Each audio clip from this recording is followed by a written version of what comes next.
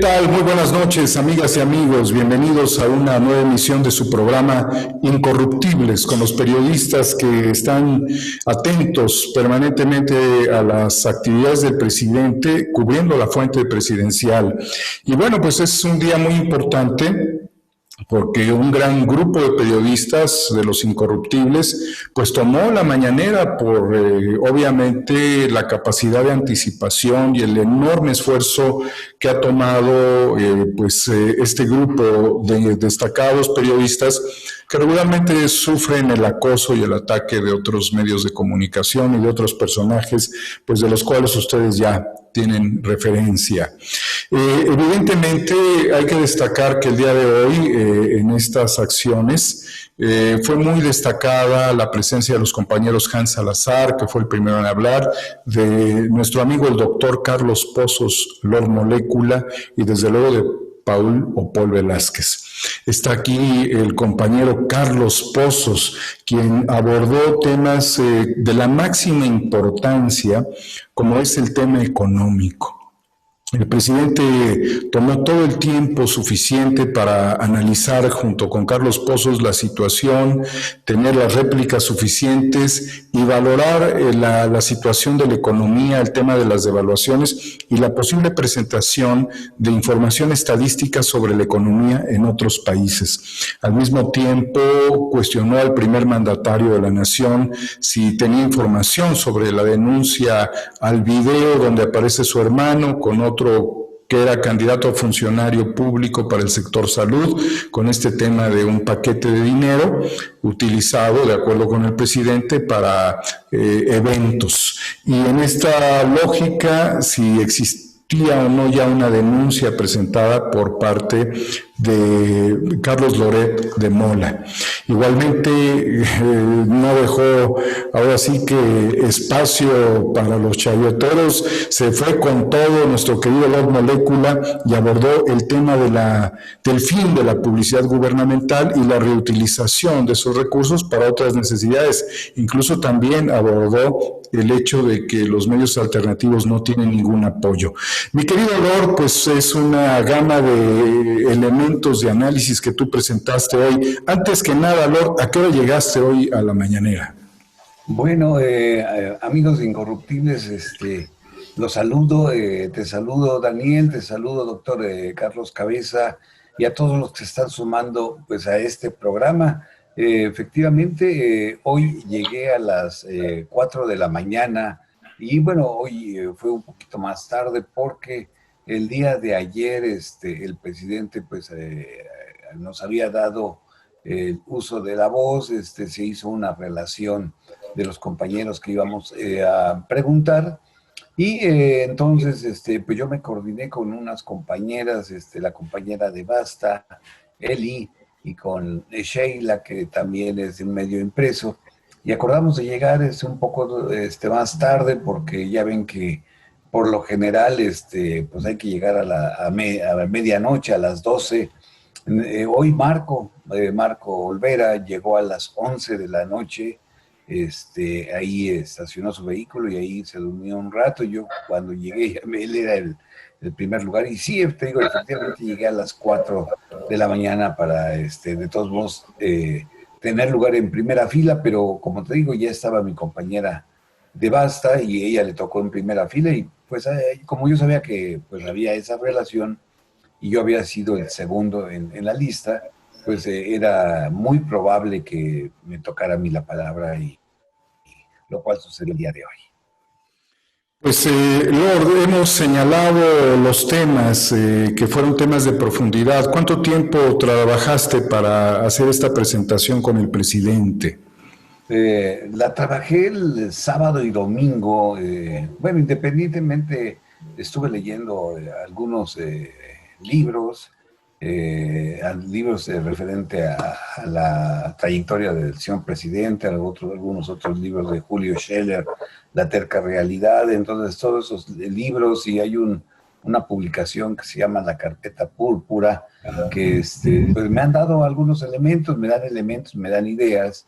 Y entonces lo estuve preparando desde el domingo, sábado, y el domingo ya los pulí, ya los tuve y pues el lunes no tuve la oportunidad de hacer el planteamiento, porque ya tenía las preguntas, no se habían desfasado, los compañeros no habían tocado el tema del segundo informe del presidente, pero ya estaban ahí y todavía me faltaron algunas balas más.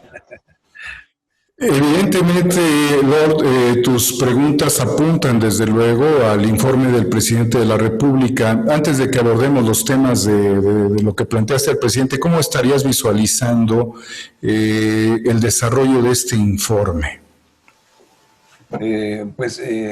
Nuevamente, pues una ceremonia, pues sui generis, pues precisamente derivado de esta pandemia, un cupo limitado, pero con mucha importancia. Yo creo que debe ser un discurso político, económico, financiero y social que debe de ya dar eh, o reforzar, porque ya el primer informe dio esos resultados, y la ciudadanía, el pueblo, estábamos muy acostumbrados a los informes faraónicos, al besamanos que se daba con las administraciones anteriores, y pues recordemos que fue de manera diferente.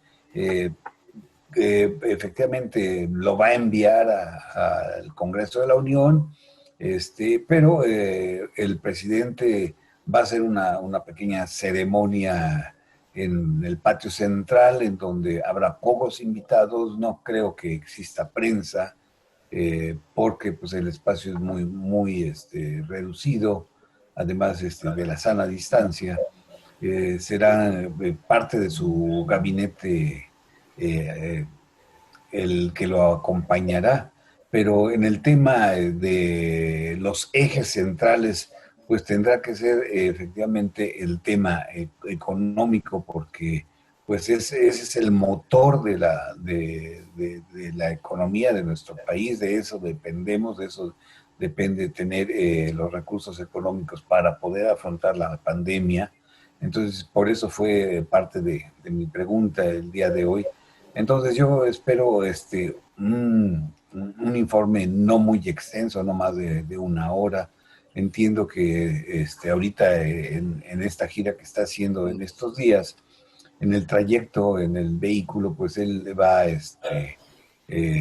redactando esos puntos, va afinando, va pues con su equipo también, ya estando allá en los estados que él está visitando, pues recibiendo información de cuáles son los resultados de cada una de las secretarías de Estado y gabinete ampliado. Y pues yo creo que tendremos los mexicanos buenos resultados en materia que definitivamente siento que la economía ha tenido que afrontar, por lo que todos sabemos, un entorno internacional difícil, pero no tenemos, gracias a Dios, y bueno, gracias a esas sabias medidas económicas, un desempleo como el que pronosticaban los detractores. Eso es lo que estimo. Evidentemente, doctor Carlos Pozos, el tema energético es un tema que pues está detenido. Realmente ha caído la producción también, el consumo es muy bajo. De acuerdo a tu sector, ¿cómo estás viendo la posibilidad de una recuperación? Eh, pues yo sí veo los precios se han venido recuperando poco a poco, pero se han recuperado. No estamos a los niveles que tuvimos hace unos meses atrás. Se llegó al acuerdo con la OPEP, eso sirvió de que el precio internacional del barril recuperara. No va a ser a la brevedad, pero se va a ir recuperando. Yo siento que en el sector energético el presidente va a tener que hacer algunos ajustes. Ahí siento que deberá de hacer algunos ajustes, algunas proyecciones, porque pues la cobija es corta y no alcanza para todo. Aunque entiendo que pues, la refinería Dos Bocas es una de sus banderas políticas, hay que aceptar la realidad. Y yo, si fuera su consejero, yo le diría al presidente, hay que hablar y reconocer y decir que esa circunstancia no se pegó, y bueno, pues que la refinería pues tendrá que aplazarse o posponerse para la administración siguiente a quien le toque. Ser realistas, yo lo veo ahí. El sector energético va a ser uno de los engranes detonadores, porque atraviesa a toda la economía, el sector energético. Hablemos de que el sector energético es el sector petrolero, el sector eléctrico y energías alternativas. Entonces, por eso, ¿quién no necesita luz? ¿Quién no necesita gasolina? ¿Quién no necesita diésel? ¿Quién no necesita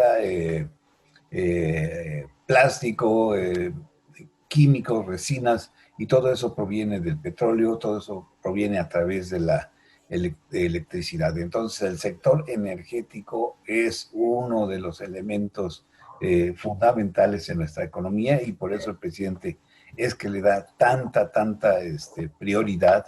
Y bueno, pues él tendrá junto con el secretario de Hacienda y la secretaria de Economía y todo su gabinete, ir haciendo los ajustes, y él escuchando esas recomendaciones de su gabinete para pues que las cosas sigan saliendo bien. Lord, es importante entrar en materia contigo, pero yo quisiera recordar que el 30 de junio tuvimos aquí en la Mesa de los Incorruptibles la presencia del doctor Diego Sámano, que ha sido reconocido permanentemente como uno de los grandes expertos en materia de energía, un científico mexicano que también ha sido un evaluador de proyectos históricos en instituciones como CONACYT, miembro de diferentes consejos, también un promotor de una transición eficiente y segura hacia futuras energías, un baluarte en la aplicación de energías limpias, y aquí se dio una explicación muy profunda, además de que nos situó en el ambiente de las energías, sin dejar a un lado, mi querido Lord, querido Joaco, doctor Carlos Cabeza, que estaban aquí en la mesa, que el doctor Sámano fue un defensor digamos, el enfoque de no cederle demasiado en su momento a la reforma de Peña Nieto, que ya sabemos es una reforma muy amañada y que hoy estamos viendo las consecuencias.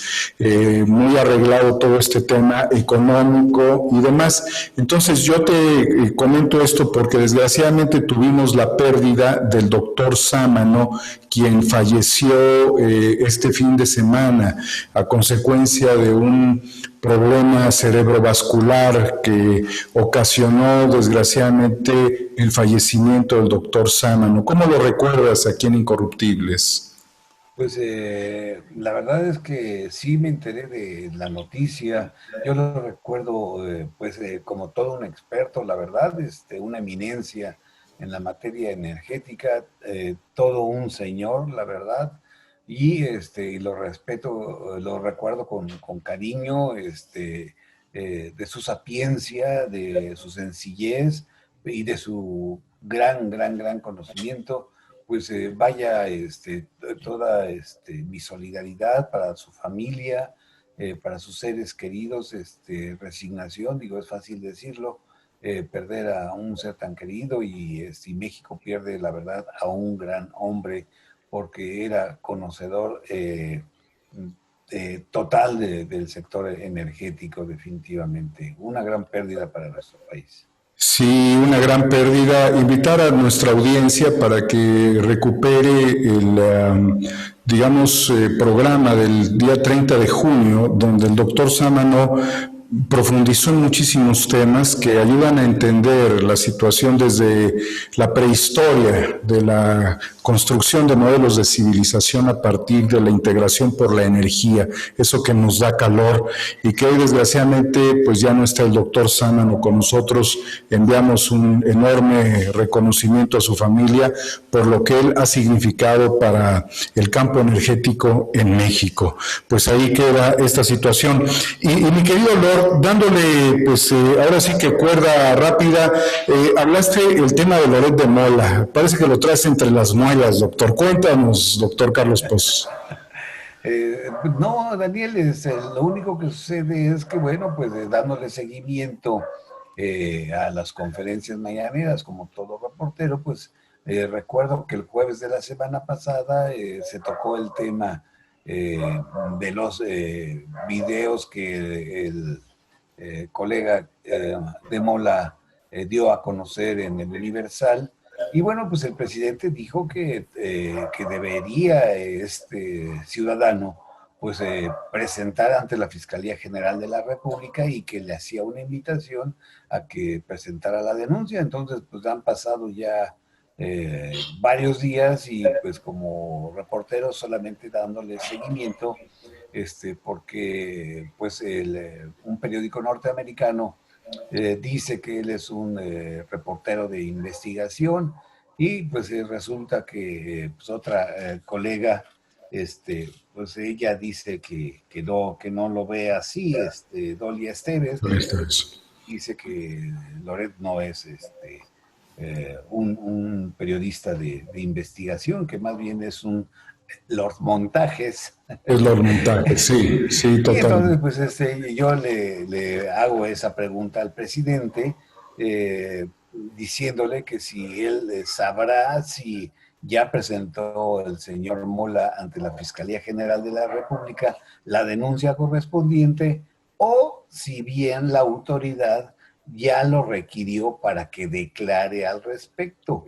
Entonces, pues esa fue la pregunta, porque pues es obligación como buen ciudadano, ya que presento esos videos, pues que vaya y que haga la denuncia y que los entregue, ¿no? Porque si no, se va a corroborar que el objetivo de estos videos, lejos de aportar algo, es perjudicar a la actual administración. Igualmente, Lord, respecto a este tema, el presidente pidió que tanto su hermano como el otro personaje que aparece en los videos no se ampararan. ¿Qué piensas tú al respecto cuando lo primero que vemos en los criminales es que se amparan y lo que se ha dicho en reuniones anteriores de Incorruptibles es de que ellos hablan de acoso o de persecución en vez de inocencia? Aquí Joaco ha hecho esos señalamientos que pues su defensa, la mediática, es decir, que son perseguidos, como en el caso de Calderón, pero nunca dicen que son inocentes. Y en el caso particular, el presidente dijo pues que no se amparen y que se presenten ante la Fiscalía. Pues definitivamente un buen consejo del señor presidente de México, el no recurrir a ese recurso legal que es el amparo que tenemos derecho todos los mexicanos, porque dejaría o daría una mala imagen, ¿no? Porque pues el que no debe nada temer. Además, pues yo considero pues que esos videos tenían o tienen el claro objetivo de desprestigio, ¿no? Porque pues ahí es un trato o una grabación entre dos particulares, ¿no? En un momento dado yo no veo delito que perseguir, si hay una donación entre dos particulares. Hay algunos elementos que siento yo que no generan algún delito que la Fiscalía pueda hacer. Entonces, para mí, la verdad es que muy acertada la recomendación del presidente hacia su hermano, hacia León. Entonces, y lo siguieron al pie de la letra, pero entiendo yo que, pues al contrario, el ex director de previsión ambiental, pues declinó el tomar posesión de la nueva empresa paraestatal distribuidora de medicamentos, ¿no? Entonces eso habla bien de una persona. Entonces, desde mi óptica, creo que acertada la recomendación del presidente y ambos personajes pues hicieron caso a esa recomendación. Lord, es muy importante señalar que ha habido desde Los Incorruptibles una crítica pues yo no sé si es dispendio, si es gasto, si es publicidad, simple y llanamente, de lo que se destina en miles de millones a los medios de comunicación que se encuentran literalmente en caída libre. Junto con ello, el presidente de la República ha otorgado o les ha devuelto los llamados tiempos oficiales para que ellos los puedan comercializar.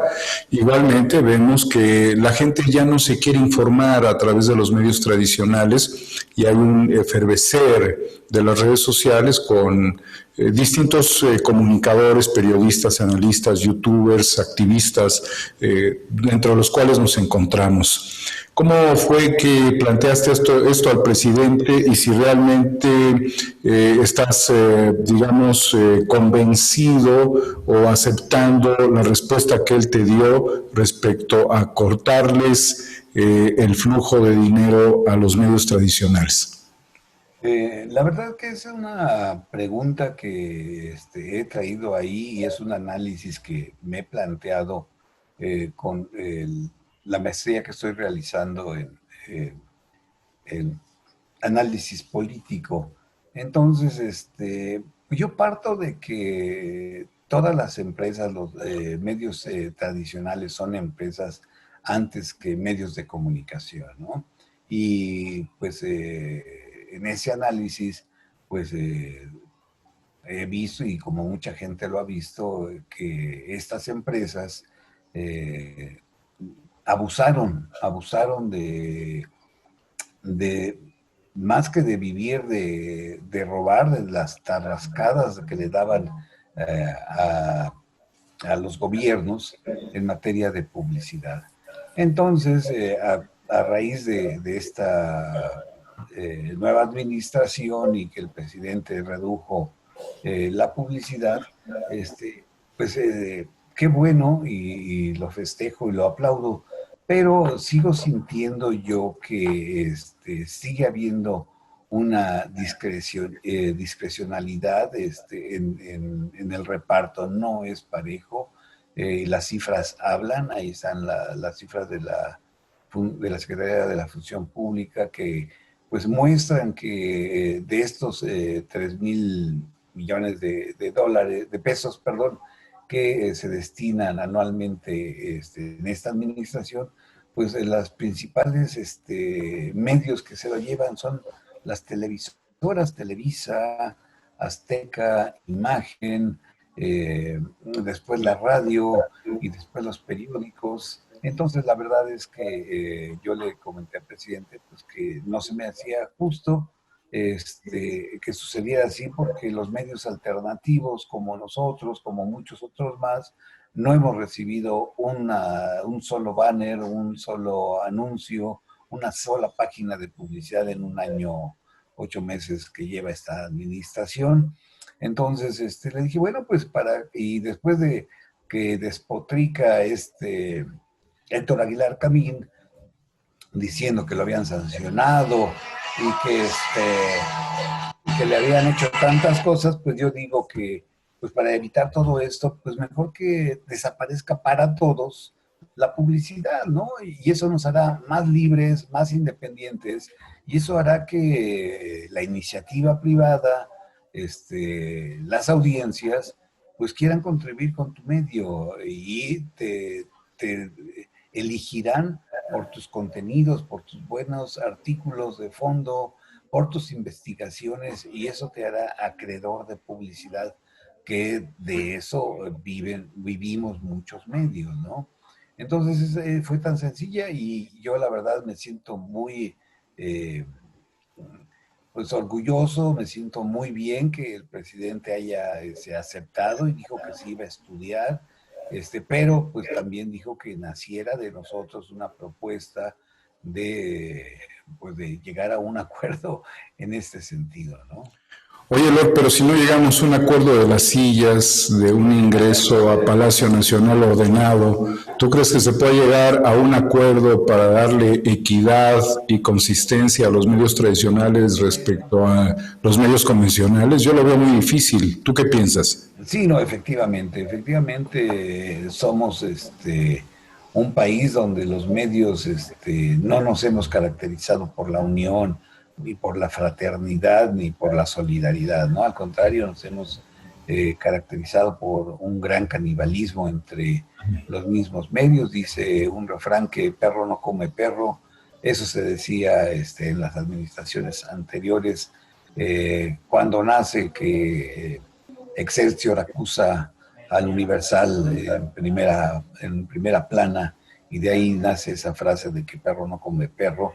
Pero actualmente pues se ha dado esta situación de los ataques, ¿no? Pero más los ataques de la parte de la prensa o de los reporteros, algunos reporteros, periodistas, cronistas de los medios tradicionales hacia los medios alternativos. Entonces yo la verdad es que creo difícil que lleguemos a un consenso. Creo que necesitamos de una autoridad, o necesitamos algún ente que nos pueda inducir a que nosotros mismos pues aceptemos reglas, ¿no? Porque no aceptamos como medios ser criticados, ser observados. Creemos que falazmente somos el cuarto poder y que a nadie nos puede tocar. Yo creo que al contrario, debiéramos ser más refractarios, más transparentes y aceptar nuestras debilidades y nuestras fortalezas, ¿no? Pues yo creo, mi querido Lord, y no creo que el doctor Carlos Cabeza me dejará mentir respecto a esta observación, que has contribuido al cambio del paradigma de la comunicación política en México a partir del ejercicio del periodismo. Tú eres un periodista académico y al mismo tiempo, bueno, estás estudiando una maestría, eres un doctor y además eres Lord. Tienes título de nobleza británica.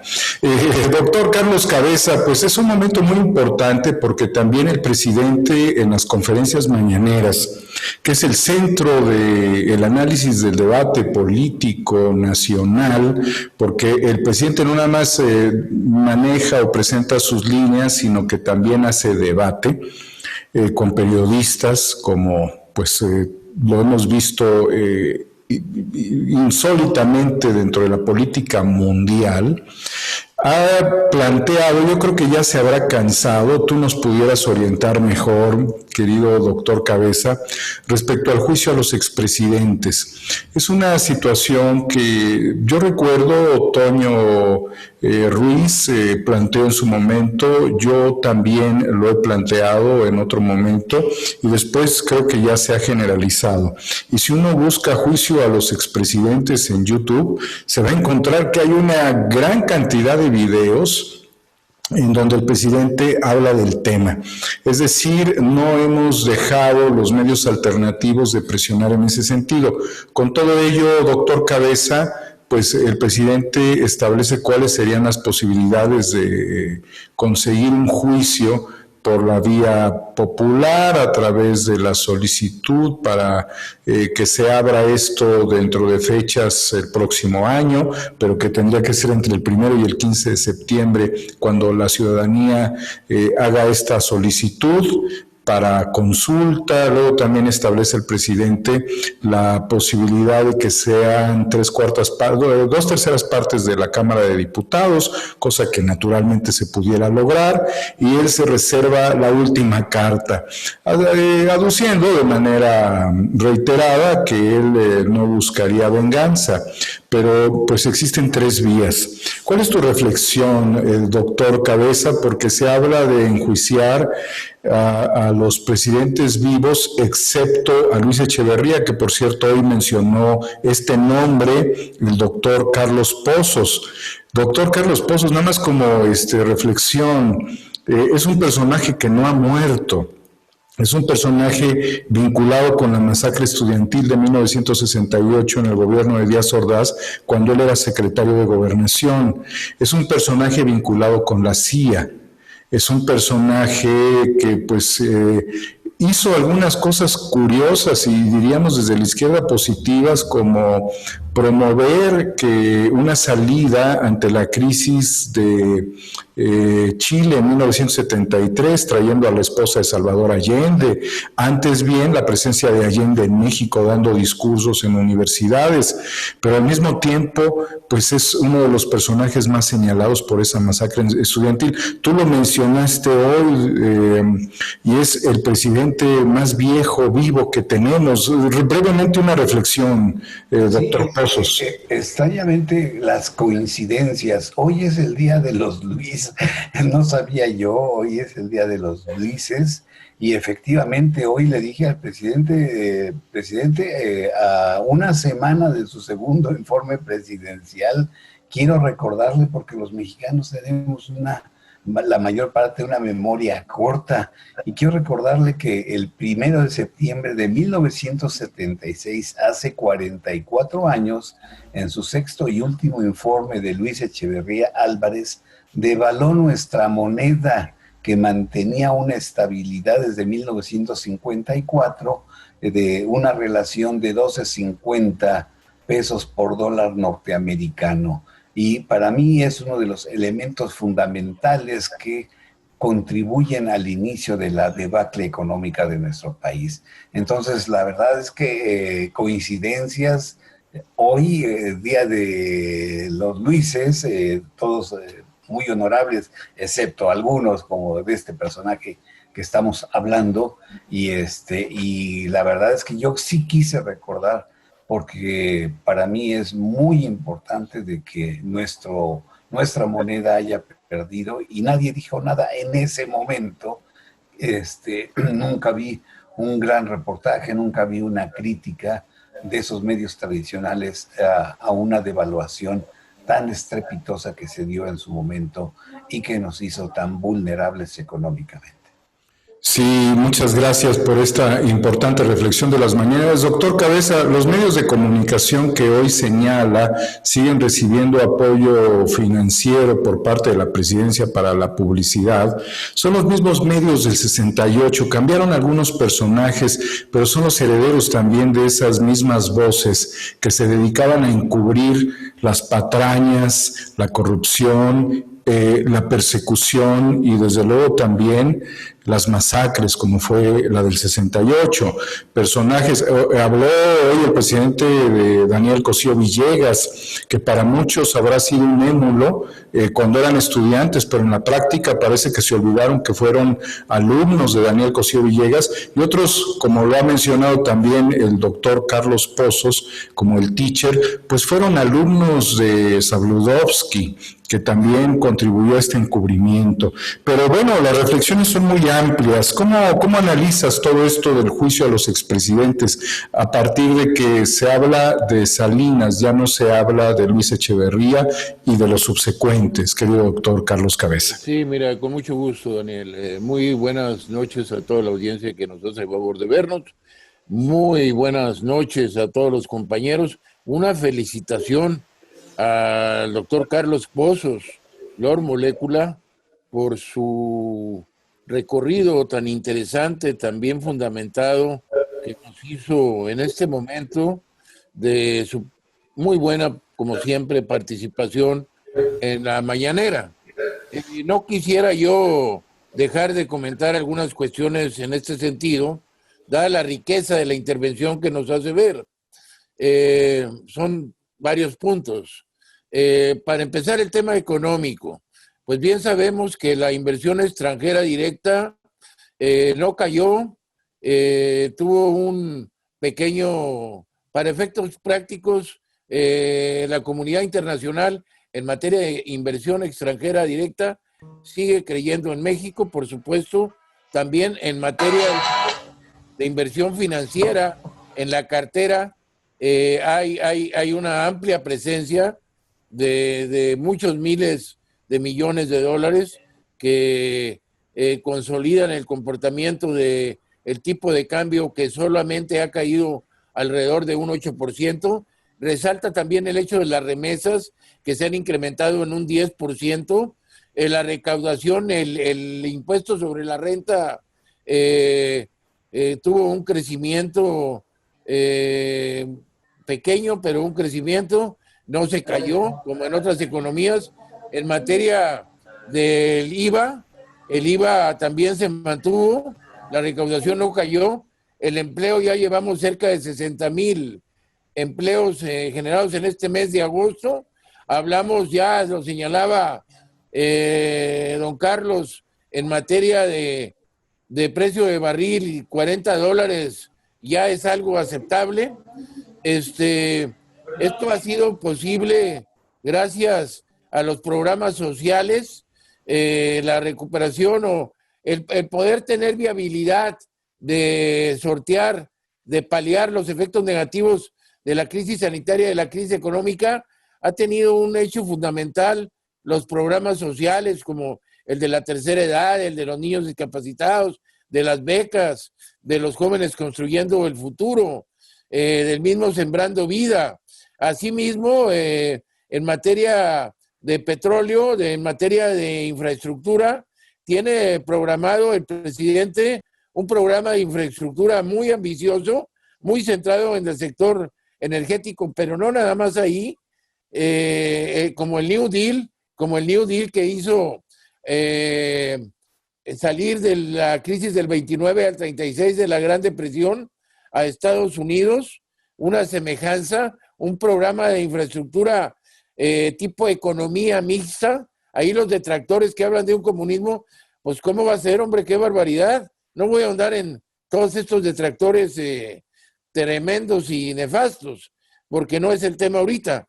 Pero sí quería nada más abultar que Pemex, como lo señala don Carlos, pues tiene un gran peso, tiene 110,000 millones de dólares de deuda, cuando Pemex se estima siendo la segunda empresa across the board, o sea, en el total de los sectores de la economía en Latinoamérica, pero tiene un valor de una economía, una empresa muy notable, junto con Petrobras de Brasil.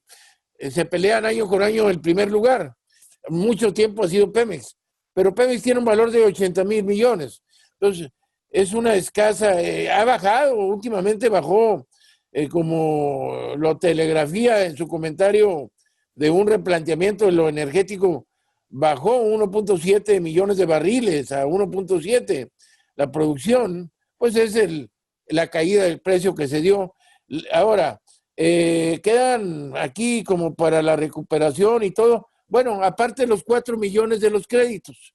Este es un bosquejo general así rápido del por qué la economía, estamos ahorita visualizando una luz al final del túnel, siempre y cuando no haya un rebrote, que no sería culpa del presidente ni de la 4T, sino un fenómeno tan natural, en buena medida no controlable ni por las principales potencias del mundo, pero se va avanzando, tiene una estrategia muy buena en materia de vacunas, que nos da cierta certidumbre y esperanza, pero ya para finalizar el tema económico rápidamente, 4 millones de créditos, desde el ISSSTE, Fonacot, IMSS, MIPYMES, etcétera.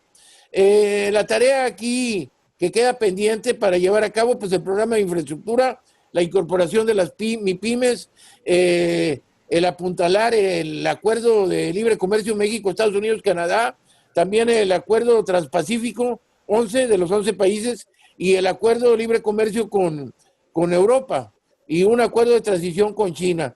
Esos son los puntales que podrían sacarnos, aparte de la situación de las cooperativas. Ahora, en materia de la situación de la ayuda, de la publicidad gubernamental, está sumamente regulada en otros países, y no es el caso que vivan de ello. Aparte de estos medios, no nada más viven hoy de esto, de manera muy tremenda, y no nada más hay una completamente inequidad en el reparto y todo eso, sino que se hicieron a la luz de esos dineros. Si tienen hoy antenas repetidoras, si tienen oficinas en todo el país, si tienen grandes lugares, si pudieron contratar grandes artistas, hacer grandes producciones, fue el pivote del desarrollo de ellos. No metieron dinero ellos de inversión en la magnitud que les llegó por el gobierno. ¿A costa de qué? ¿A costa de qué, audiencia? ¿A costa de qué, compañeros? Pues nada, no nada más el gran ingreso cuantitativo, desproporcionado y con un gran costo para la población. El daño principal no lo hicieron en el ámbito cualitativo, cuando nos engañaron, cuando cubrieron todas las mentiras, cuando solaparon la corrupción. Ahí está, cuando enajenaron al pueblo, como no me dejará mentir Joaco, que ha comentado ya bastantes veces al respecto. Entonces, hablamos de que, miren, el presidente ya hizo, eran 20,000 millones de pesos, que son 1,000 millones de dólares, a grosso modo. Bueno, lo bajó a 3,000 millones de pesos, que son 150 millones de dólares. O sea, fue una caída de 85%. Hoy, audiencia, compañeros, se le da a los medios tradicionales el 15%. Es por eso que están enojadísimos. Pero el que debiera estar enojadísimo es el pueblo. ¿Por qué? Porque nos engañaron generacionalmente. Hicieron, no voy a mencionar los programas ni el grado de... Actualmente, la basura que tienen, la basura que le transmiten al pueblo a cualquier hora, a lo que están expuestos los niños, la enfermedad que les dan. Y por eso yo digo, pues ¿dónde están los medios públicos? ¿Y quién está haciendo la tarea de los medios públicos? Los medios no tradicionales. ¿Y cómo están haciendo estos? Pues a puro pulmón, por decir cómo, a puro amor a la patria. Y ahora, el hecho de que, y lo voy a decir aquí, el hecho de que Alor Molécula, que es una persona súper dedicada, súper profesional, que tiene toda una vida en el periodismo, que tiene una licenciatura en uno de los lugares más prestigiados del país y de Latinoamérica, que tiene un diplomado en una escuela de las más calificadas del mundo, que le traten de decir a él, contar las muelas, pues no se vale, digo. Pero eso podría hablar todo el programa y se enojarían conmigo si les empezara a decir todas las artimañas que utilizan y todos los engaños, como que yo, como economista, a mí no me dan a tole con el dedo. Y usan las cifras a su manera. Entonces, para mí el mayor daño no es el dinero que ya se les dio y lo que se les sigue dando. El presidente incluso abogó por nosotros, porque todos hemos sido reporteros, todos hemos escrito columnas. ¿Y cuánto le pagan a uno? Sobre todo cuando uno es de vanguardia, cuando uno es progresista, cuando uno está en contra de el establishment o el status quo. Pues te pagan una miseria. Y si vives con el pie aquí de que te vas a ir, ya no te vamos a aceptar, porque le estás tirando al que me está dando dinero.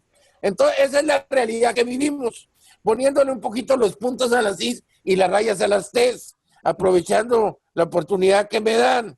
Y bueno, pues la ley de comunicación social debe ser reformada. Con respecto al señor de Mola, ni vale la pena abultar, pero vaya que sé cosas, y vaya que sé cuestiones.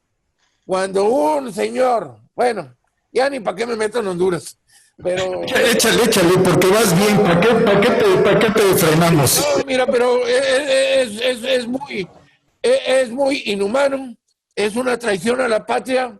Uno no tiene el estómago para prestarse a una cosa nefasta, a un montaje, a una difamación. Uno no tiene eso.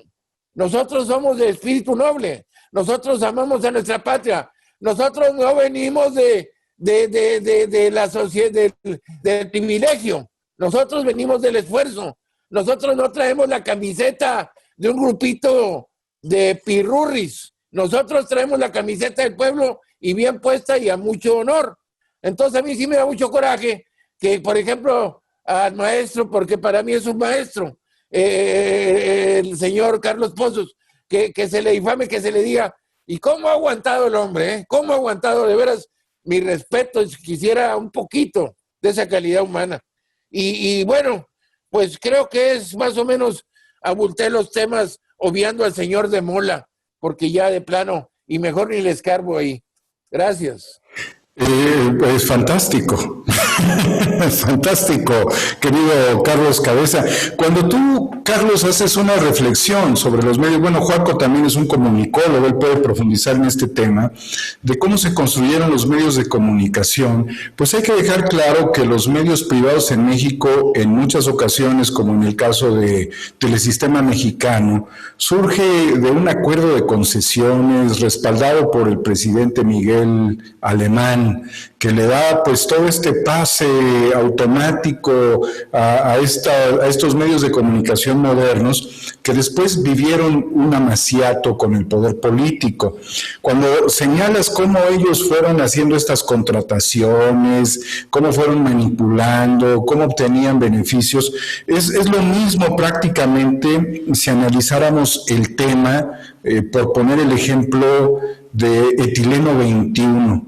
Aunque unos eran mexicanos y otros son extranjeros con participación mexicana, pues recibían créditos, recibían todo tipo de apoyos directamente en materia de publicidad, recibían exenciones fiscales. Es decir, que históricamente este país soportó a los medios de comunicación, hoy vengativos de la Cuarta Transformación, al igual que el pueblo de México ha soportado negocios como etileno 21, debe tener pérdidas por muchos miles de millones. También cuando habla de esta... Sí, de la chatarrización de la comunicación, cuando Carlos Cabeza señala que es basura lo que le están dando a la gente, pues es lo mismo que AMSA le vendió a Pemex con hidronitrogenados, basura, plantas paradas por 15 años, y que además de tener un valor de 50 millones, fueron vendidas en 270 millones y 200 millones para rehabilitación de dólares, que ha generado una deuda para Pemex de 5,000 millones de pesos, al igual que con Fertinal, otros quizás 8,000 millones de pesos. De esto el presidente hizo señalamientos muy precisos. ¿A qué vamos? Que el concepto de la chatarra, de la comunicación chatarra, de las empresas chatarra, de los comunicadores chatarra, ha sido una constante y que, bueno, pues ellos han verdaderamente conspirado, comploteado contra personajes, como bien lo señala el doctor Cabeza, contra nuestro personaje destacadísimo el día de hoy en sus participaciones, Carlos Pozos, Lord Molécula. El doctor Pozos ha sido el centro de los ataques, porque ha sido el motor de la hecatombe, de la caída de estos medios, y esto le ha dado a él una fortaleza moral, que yo creo que es desde ahí donde se puede apoyar el doctor Carlos Pozos para soportar tanto intento de desprestigio que ya se volvió intrascendente. También se chatarrizó el ataque al doctor Carlos Pozos. Pero de todo esto, ¿qué piensa Joaquín Ortega? Hola, ¿qué tal, Daniel? ¿Qué tal, mis compañeros? Un saludo también a la audiencia y un sentido pésame para toda la familia del doctor, a quien deseamos pronta recuperación. Yo agradezco mucho que nos haya regalado su tiempo, que nos haya dicho cosas tan valiosas. Efectivamente, como bien dice Daniel, vale la pena revisitar ese capítulo y ver, pues, la persona que nos dejó.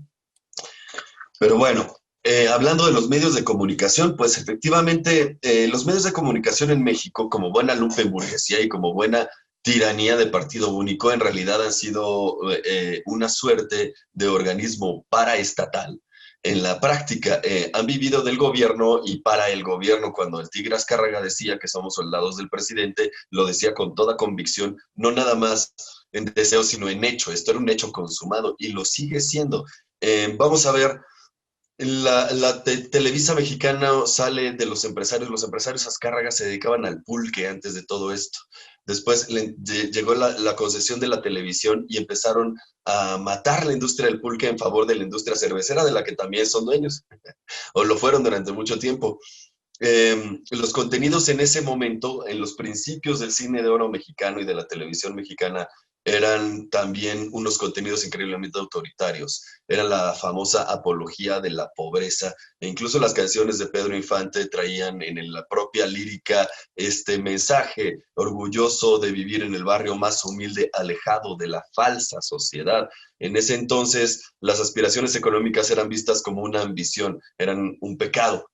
La movilidad social era vista como una disrupción social, y todo esto era apoyado desde el gobierno. No crea que no, la cosa era que la gente humilde era la gente auténtica, la gente que cantaba a pesar de su pobreza, etcétera, etcétera. De ahí entonces llega la telenovela mexicana, y la telenovela mexicana va de narrativas que son muchas veces variaciones de la fábula de Príncipe a Mendigo, o de la Cenicienta, narrativas centradas en un conflicto de clase, pero que finalmente sus metáforas van dirigidas al conformismo con esa misma clase social. Sí, él podrá ser rico, pero mira cómo los ricos también lloran, cómo también tienen problemas, ¿no? Deberías estar contento de vivir en tu sencillez. Por lo tanto, este tipo de narrativas que existieron en un stream de producciones cada vez más mediocres, cada vez el mínimo común denominador, estaban hechas para mantener y sostener y justificar una dominación. Absolutamente, así ha sido siempre. También vivimos en una época, esto no es culpa de los medios mexicanos, sino pues de cómo ha sido la cultura, que es un poco postliteraria, y donde los contenidos novelísticos, los contenidos narrativos, las historias, tienen que pasar necesariamente por el filtro, sino el audiovisual, preferentemente, a veces la radio, pero preferentemente audiovisual. Y también hemos visto el empobrecimiento continuo de esto. Decía Álvaro Delgado, lo ha dicho ya 2 veces en 2 buenas entrevistas, que esto es debido a que los medios de comunicación se conformaron a que, hablando bien del presidente o ocultando las corruptelas o no hablando sobre ciertos temas, podían sostenerse. Entonces no tenían por qué gastar en producciones, no tienen por qué enamorar a la audiencia, ni mucho menos. Aquí efectivamente nosotros estamos poniendo una diferencia, porque hablamos de cosas de las que en los medios de comunicación tradicionales están prohibidos. A Carlos Pozo no nada más no lo reconocen y no lo legitiman, no lo aceptan, a ninguno de nosotros, no los aceptarían como partes de los suyos. Y nosotros estamos dando otra batalla, estamos ganando la legitimidad de la audiencia, no nada más nosotros, sino todos los youtubers, un montón de gente en los medios alternativos. Y lo que nos falta, aquí sí voy a poner el dedo en el renglón, son narrativas. Lo que he estado diciendo hasta ahora es eso: las hegemonías se construyen a través de estas historias. Podemos hacer estos paneles, nos podemos parar en el banco, en una plaza, y hacer un discurso de 4 horas emocionante, emotivo, real, y como los hacía Fidel Castro, pero finalmente lo que de verdad hace política es cuando todos nos emocionamos cantando la misma canción, decía Íñigo Errejón, cuando todos vemos la misma película y nos identificamos con los mismos temas. Eso es en realidad cuando se está haciendo de verdad política, y de eso no tenemos nada, pero nada. Tienen que venir de Estados Unidos mexicanos mismos a dárnoslo un poco masticado por el filtro de Hollywood. Y creo que ahí en los medios alternativos, bueno, también por falta de presupuesto, pero pues creo que podemos o deberíamos intentar dar la lucha ahí y dar nuevas propuestas, contar nuevas formas de entender la realidad y sobre todo metáforas un poquito menos conservadoras, creo yo. Eso es por el lado de los medios de comunicación. Es interesantísimo esto que valoras, Joaco, porque nos has llevado al hecho de que Televisa desarrolló en la psique de los mexicanos una psicología de la resignación. El Chavo del Ocho ayudó a la construcción de este movimiento de resignación, en donde el más humilde era intrépido, pero finalmente vivía en un baúl.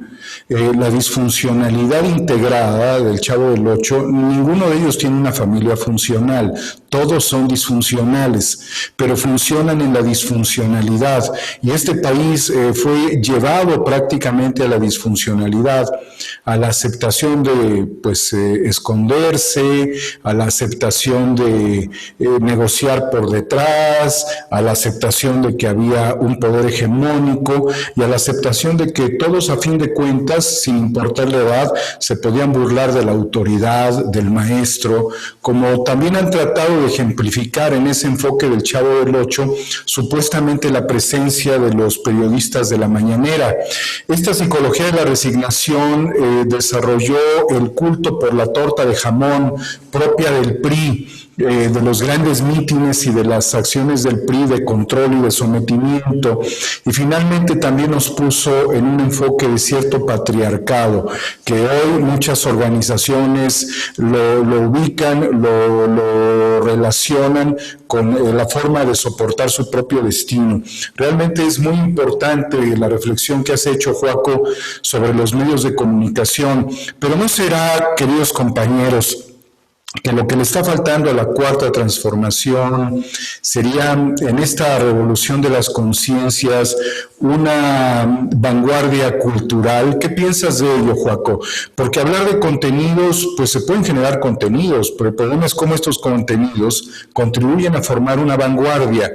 México ha tenido vanguardias, México fue una vanguardia a nivel mundial, si recordamos la década de los 20 y la década de los 30, porque fue el lugar idóneo donde se concentraron las mayores expectativas del mundo revolucionario. Llegaron aquí personajes como Trotsky, llegaron personajes como Julio Antonio Mella, como Tina Modotti, llegaron personajes infiltrados, agentes secretos de Rusia, bueno, más bien de la Unión Soviética de ese tiempo, los soviets. Se dio la disputa entre los obviamente stalinistas y los trotskistas. Se dieron movimientos muy fuertes que incluso también llevaron a la caída de candidatos presidenciales que después de haber sido presidentes continuaban en la intención de mantenerse en el poder. Era una lucha interesantísima la que se dio en esas décadas, pero finalmente también trascendió culturalmente. ¿No será que a la Secretaría de Cultura le estarían faltando motores o capacidad de integración, o espontáneamente pudiera surgir la vanguardia mexicana? ¿Qué piensas al respecto, querido Joaco? Pues sí nos falta efectivamente, y también cómo se crea esa cultura es interesante verlo. No es espontáneo, también hay un plan de dominación, no es para nada espontáneo, hay un programa. Esto que dices, en estas décadas del cine mexicano, de varias cosas, se juntan principalmente dos escenarios. La Segunda Guerra Mundial, en donde toda la industria, incluso la cultura norteamericana, se dedicaron de llenos a los esfuerzos de guerra y por lo tanto abandonaron el campo cultural a nivel mundial. Y claro, ahí México toma la vanguardia, no nada más por su cercanía al centro industrial, sino también por las migraciones que mencionas de personas judías, de las personas expulsadas de España, de las personas expulsadas de otros tantos lugares, sobre todo de Europa. Efectivamente se dio todo esto y se dio un poco el arte. Ahí es donde podemos ver los olvidados, cosas que en verdad movían a la sociedad y la hacían reflexionar sobre sí misma. Pero, ¿qué pasa? También el arte se construye sobre las relaciones de producción y las relaciones de dominación. Vemos como, por ejemplo, los ritmos nacionales, la jarana, ese tipo de ritmos son desplazados en las plazas de la República por la música de banda, la norteña, porque se impone otra relación de dominación y otra relación de producción en el calderonismo, que por desgracia aún estamos viendo. Y eso también modifica la cultura y la modifica sustancialmente. ¿Qué podemos hacer? Yo ya lo he dicho aquí, creo que el rescate del campo es una parte muy importante y creo que México tiene un potencial de exportación de productos culturales terminados, muy importante. Creo que el mayor de América, probablemente. Ahí siempre traigo a colación el caso de Japón porque es lo que hacen. Su mayor producto de exportación es cultural y de alguna forma han educado a su propia población y también a a las poblaciones extranjeras en su cultura y hasta tienen que prohibir aplicaciones en Estados Unidos porque la influencia cultural no nada más de Japón, sino de toda Asia, está arrasando con lo que ellos consideran su cultura endémica. Ahora, estamos ante un nuevo paradigma en donde se cierran las fronteras y el antiguo paradigma de ser inteligente, como lo llama Zizek, ser smart, que implica ser productivo, ser nomádico, ser adaptativo, está cayendo. Por lo tanto, surgen nuevos regionalismos. Yo ya lo he dicho aquí, ya lo he dicho varias veces, y espero que México pueda tomar la vanguardia en esto. ¿Qué pasa?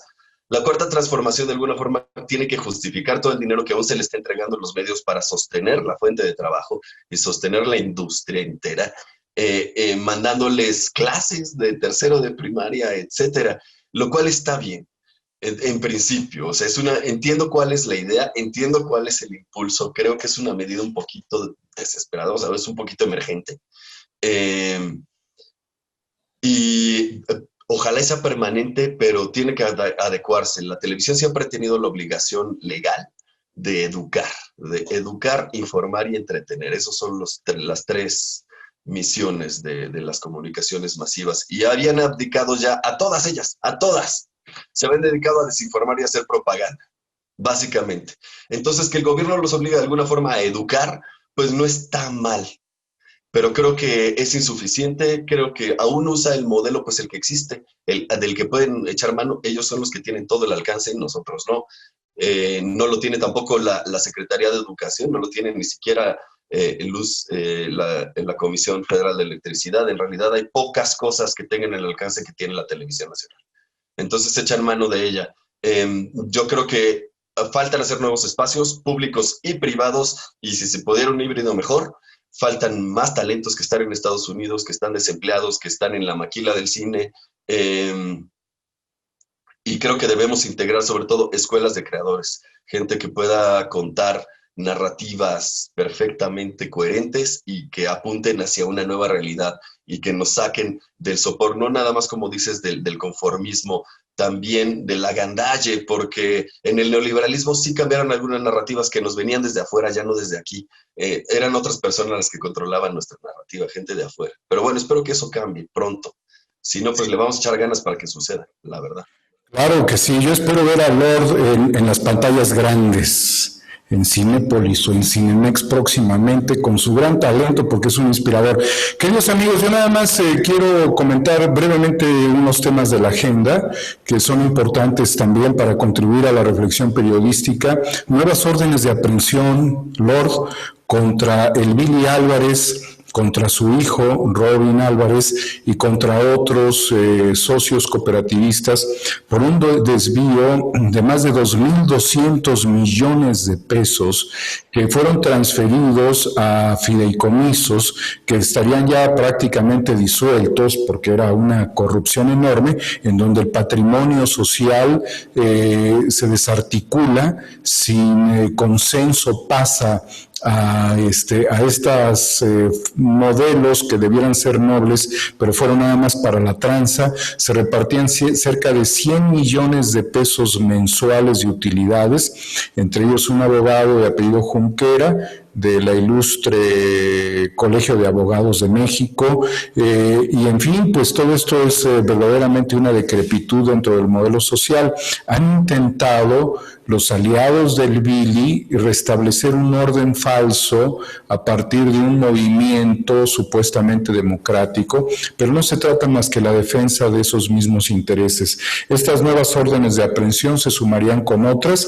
Hay medios de comunicación que dicen que el Billy estaría en Brasil, otros dicen que estaría en México. Por la capacidad económica es muy probable que haya huido a estas islas como las Islas Vírgenes, a lo mejor se fue a Uruguay y desde allí, con la posibilidad que hay de transitar desde Uruguay al mundo, estaría quizás en los Emiratos Árabes o en Irlanda con Salinas de Gortari, no sabemos, pero esto yo lo quería poner en consideración en el análisis porque se ha convertido quizás en la lucha de base social desde el lado de los que han doblegado al Vili a través del uso de la justicia, de la legalidad, en el mayor movimiento de base social, yo creo que en Iberoamérica o en el mundo.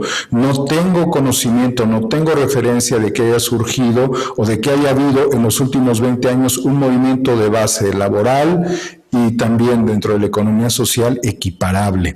Quizás este sería el más importante.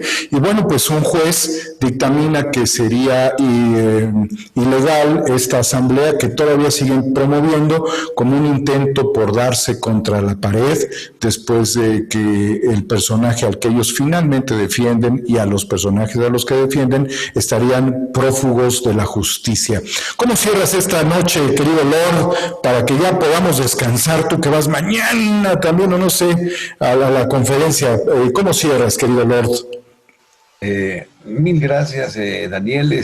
No, mañana seguiré la conferencia vía televisión, porque recuerda que empieza la gira del señor presidente. No, es cierto.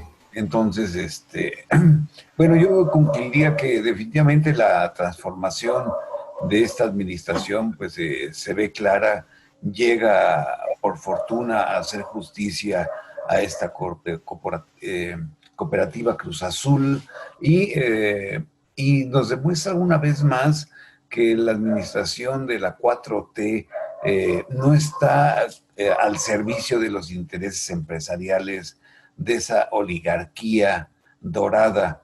Al contrario, está sirviendo a la ciudadanía. Y esta administración, sabedora que ella es propietaria o administradora de los bienes que tiene el país, pero que son de todos nosotros los mexicanos. El presidente sabe que, igual que las televisoras, pues ellos podrán tener, sí, las antenas, los satélites, pero la radiofrecuencia es propiedad del Estado mexicano y hay una concesión. Y esa, si no cumple, pues puede ser convocada a que cumpla y a que deje de ser esa caja idiotizadora que en un momento les dije, ¿no?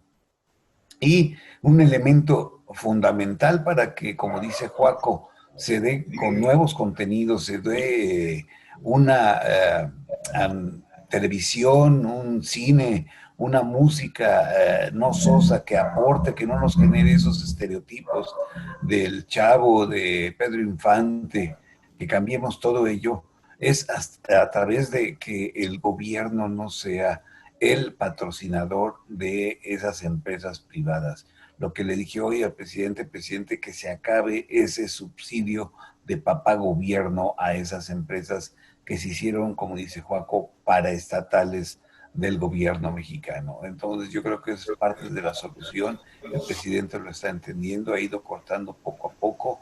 Esa transformación se tiene que dar ir poco a poco, porque, bueno, pues están ellos resintiendo, pero pues tendrán que aceptar la amarga realidad que si no saben captar las nuevas señales de la sociedad mexicana, del mundo, pues tendrán que desaparecer y nos tendrán que permitir estas nuevas caras que a lo mejor tú también, mi querido Dani, Tocayo, Joaco, estaremos en la pantalla grande. Pues esperamos cuando menos contribuir históricamente, pero yo estoy seguro que las futuras generaciones abrirán un libro y encontrarán a un gran personaje humilde, inteligente y combativo llamado Lord Molécula.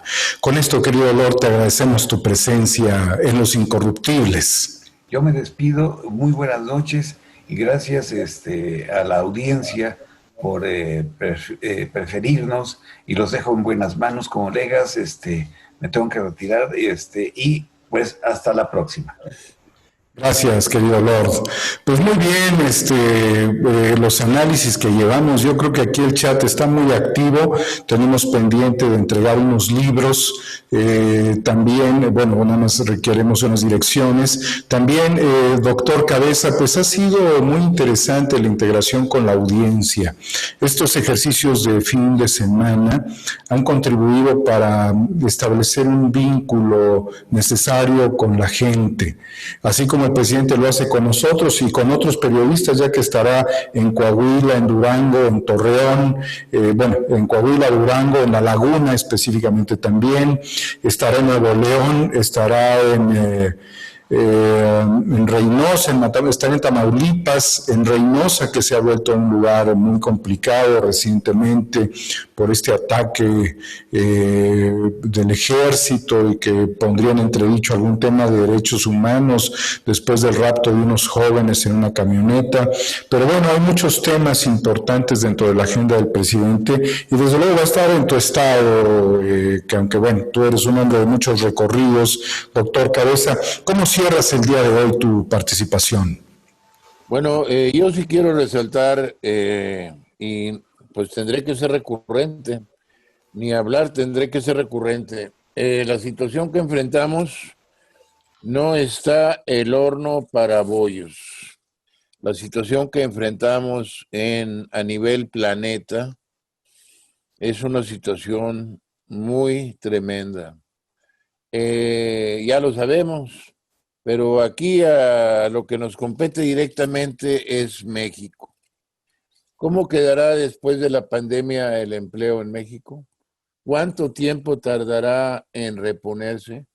¿Cuánta gente será orillada a la pobreza? ¿Será suficiente el ingreso del estado de bienestar que estaba planeado para una situación normal? No estaba planeado para un esquema de caída abrupta de carácter exógeno y que hoy, gracias a eso, ha habido viabilidad. Si no, pues estaríamos ya en una hecatombe. Igual que la situación del manejo de la crisis sanitaria, pues podría haberse desbordado, que afortunadamente no. Entonces, pues yo como economista, humilde analista, digamos, o modesto más bien, analista, sí considero que debemos de abultar este tipo de medios nosotros en nuestro programa a discutir, debatir el ámbito de la generación de empleo, el ámbito del nivel de subsistencia de la gente, porque es una cantidad de gente la que no tenía colchón, es una cantidad de gente la que ya antes de la crisis estaba en una situación muy, muy delicada y pues es uno de los temas. El otro tema del combate a la corrupción, creo que sí debemos de ser eco del combate a la corrupción y cerrar filas con la audiencia en torno a ello, porque otra vez el mismo dicho, no está el horno para bollos. ¿Cómo vamos a tolerar la corrupción? ¿Cómo vamos a tolerar la impunidad? Ahora, en este sentido, pues, ¿dónde está la corrupción de todos los gobiernos estatales? ¿Dónde está la corrupción de los gobiernos municipales? El presidente de la República viaja en avión comercial. El presidente de la República, cuando puede, se transporta en un carro modesto. El presidente de la República no tiene grandes cuerpos de seguridad y es el presidente de la República y está llevando una transformación a fondo. Pero hay presidentes municipales que traen 3 o 4 unidades blindadas, que traen 15, 20 gentes.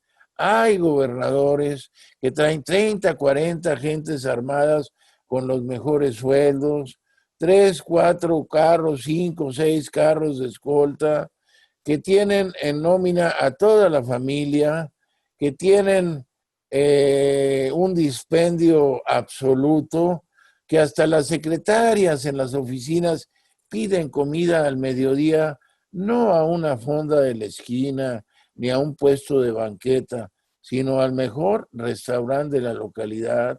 Hay universidades públicas en las 32 entidades federativas, en buena medida menos en la Ciudad de México, porque se le cuece aparte, porque ha habido gobiernos más progresistas, porque la sociedad está más avispada, porque tiene la responsabilidad de ser el ejemplo para el resto del país, la escuela pública, porque hay un acervo de pensadores, de idealistas, de intelectuales en la parte docente que pugnan porque haya un escrutinio mayor en las escuelas, pero las escuelas del resto de 31 entidades federativas, ya lo vimos ¿en qué país del mundo hay una estafa maestra con todas las universidades públicas y no se arma un revuelo?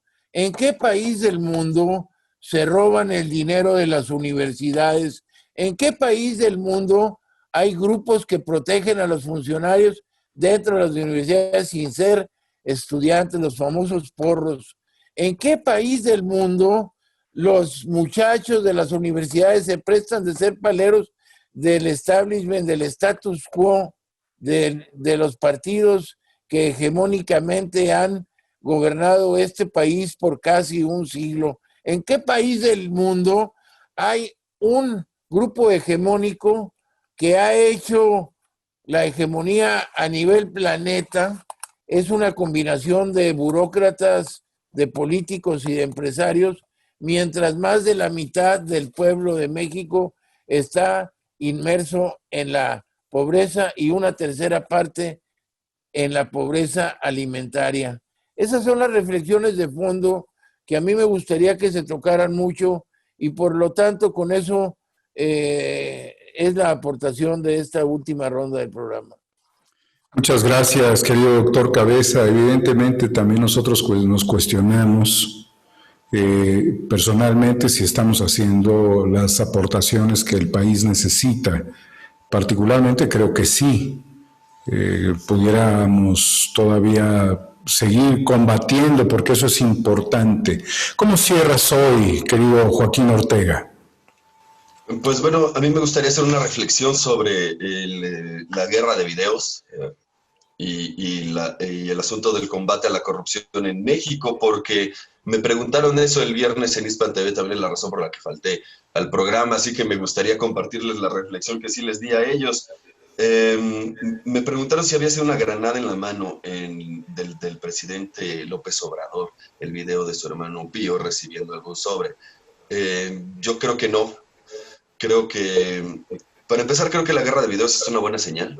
Es una señal del quiebre del pacto de impunidad. Alguien se guardó ese video, como diría Ina Afinagenova en RT, y lo sacó, se lo guardó lo suficiente como para que saliera en el momento necesario, en el momento en el que fuera urgente. ¿Y cuál fue ese momento? Pues las revelaciones de Lozoya.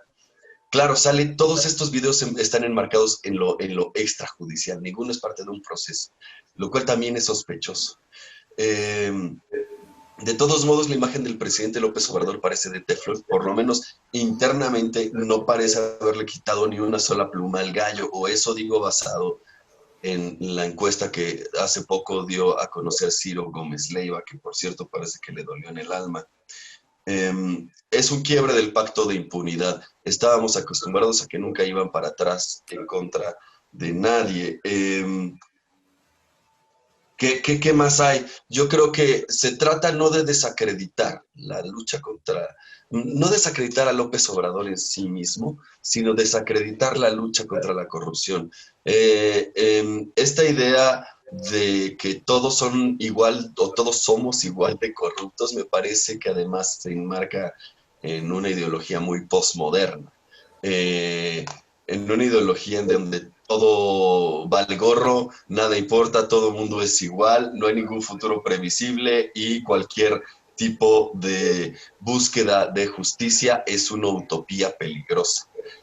Y además está deslegitimada de entrada porque todos somos iguales. Entonces, esta narrativa posmoderna me parece que además primero es una confesión de parte de sí soy ladrón, pero tú eres igual o peor. Y segundo, que trata de deslegitimar esta lucha y a la política y a la democracia como un método para resolver las demandas, en este caso de justicia.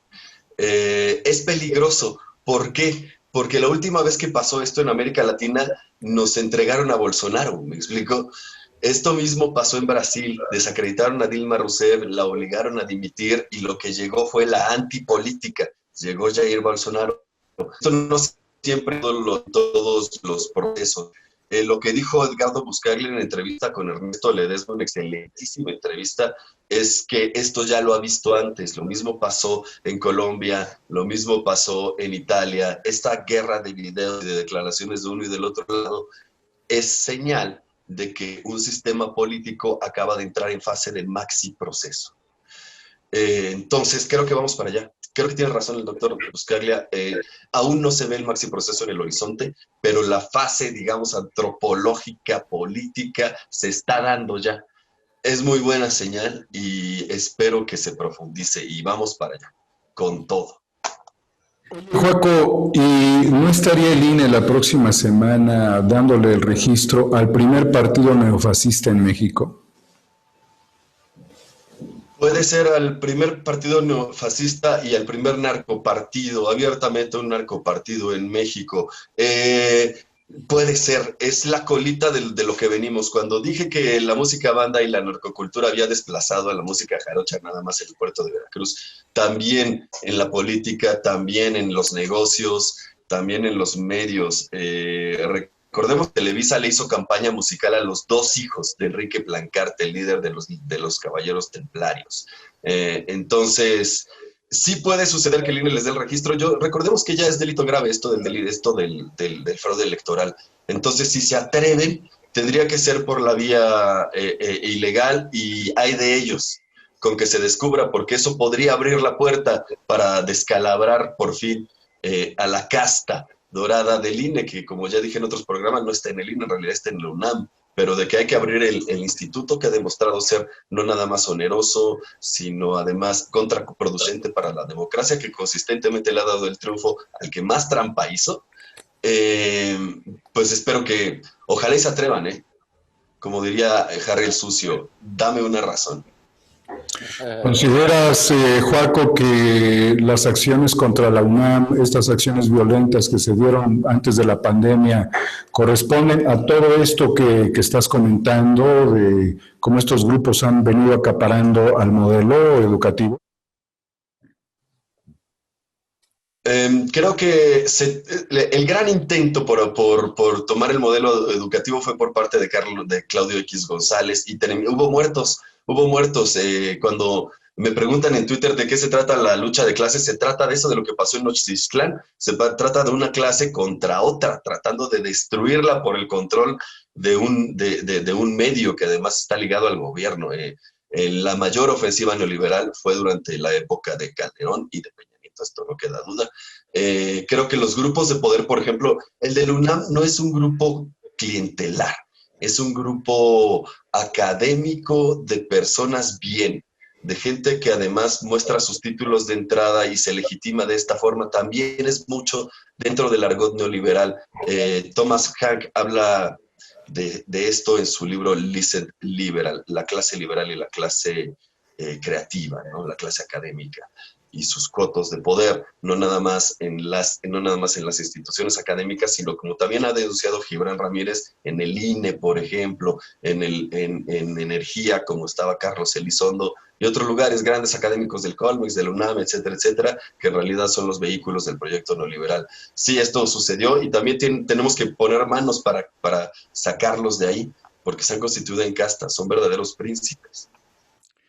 Pues queridos amigos, la charla de hoy en Incorruptibles está llena de elementos técnicos, combativos, reflexiones sobre el modelo cultural implantado por los medios de comunicación, desde luego las luchas de gremio, las luchas cooperativas para la recuperación de este modelo, que afortunadamente ya vio la luz esta situación. También hay que reflexionar que la Fiscalía General de la República se ha puesto las pilas, hay congelamiento de cuentas a Antorcha Campesina, a grupos criminales, a criminales de cuello blanco. Estamos en el medio de una revolución política pacífica, pero que verdaderamente no deja de tener los riesgos propios de un cambio histórico de paradigma. Yo quiero agradecer a nuestro querido amigo, el doctor Carlos Cabeza, por las grandes reflexiones y aportaciones, porque se fue con todo contra los medios de comunicación que pues pusieron un chip en la sociedad mexicana de que no podíamos cambiar las cosas. Desde luego también a Joaquín, que pues nos refresca siempre con sus análisis de profundidad. Él que es un marxista cultural. Un día profundicemos en estos temas, querido Joaco. Desde luego a Lor Molécula, que estuvo muy combativo el día de hoy, y a nuestros queridos amigos que también tomaron la palabra, Hans Salazar, Paul Velázquez, a Sandy Aguilera, que estuvo acompañándolos en las mañaneras, y a ustedes por la comunicación abierta que nos permite conocer de profundidad los sentimientos, las circunstancias que tienen. Todos nos hemos empobrecido, más de 1,000 millones en el mundo, y la viabilidad del proyecto civilizatorio tiene que ver con otra situación muy distinta a lo que esto que Joaco ha señalado del enfoque posmoderno nos ha dejado. Tenemos que replantear quizás valores originales y sobre ellos empezar a caminar nuevamente como la humanidad lo ha hecho en momentos críticos de hecatombes, y también lo hizo cuando la peste bubónica cubrió a Europa y estuvo a punto de terminar con el mundo occidental. Muchas gracias por su presencia, gracias al auditorio, y pues sigamos atentos al curso de este país. En Incorruptibles lo hacemos. Igualmente, Joaco, yo sé que eres muy solicitado ahora en Hispan TV, pero tienes muchísimos y muchísimas seguidores que preguntaron por ti el pasado viernes y el jueves. No nos falles, aquí estamos atentos en esta marcha poderosa, difícil, tremendísima de construir un puente de civilización, y lo hacemos con buen ánimo y de manera profunda y honesta en Incorruptibles, periodismo de combate. Muchas gracias a todas y a todos. Nos vemos pronto.